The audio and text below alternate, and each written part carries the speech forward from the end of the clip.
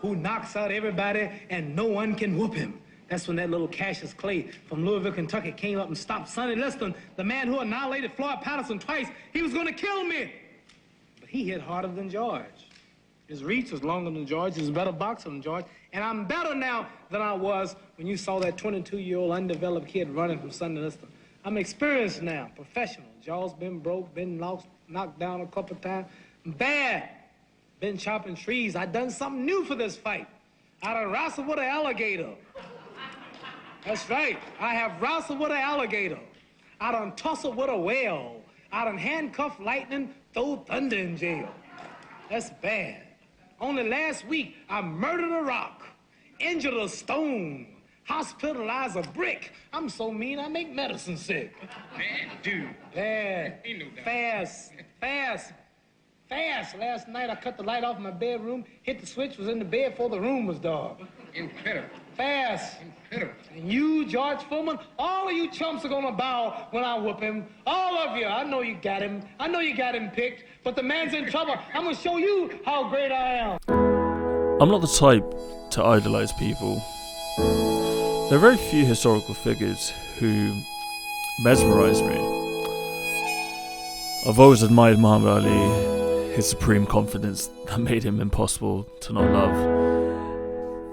He was a master of words. Fast. Last night, I cut the light off in my bedroom, hit the switch, was in the bed before the room was dark. I have that very line on a poster room at home. So I came up with this idea for this video after I saw everyone's film photography father, aka Matt Day, mention a photo book by the legendary Golden Parks, in which he documents the boxing legend's life from several photo assignments for Time magazine. So I wanted to do my best to recreate some of these images from home, because Muhammad Ali was a lot of things: the greatest of all time, an activist, a poet, but above all, he was a figure of hope. And I think that's kind of something we need right now.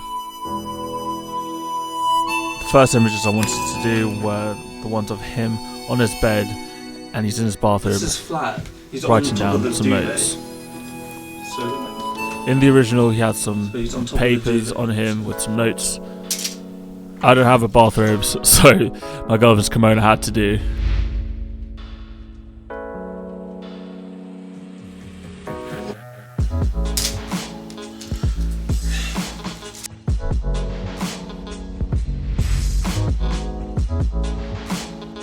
So Muhammad Ali was a devout Muslim, and the next picture is of him praying.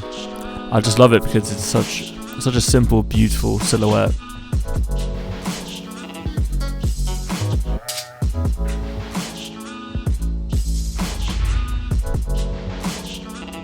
The next image I chose is a close-up portrait of him, and he looks really lost, which is quite an interesting contrast to the usually so self-assured Muhammad Ali.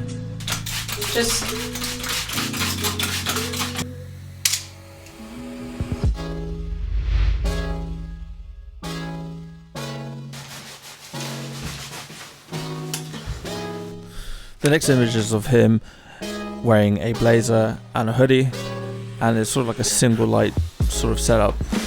It was quite hard to do, actually, trying to replicate the same kind of shadow, but I gave it my best shot.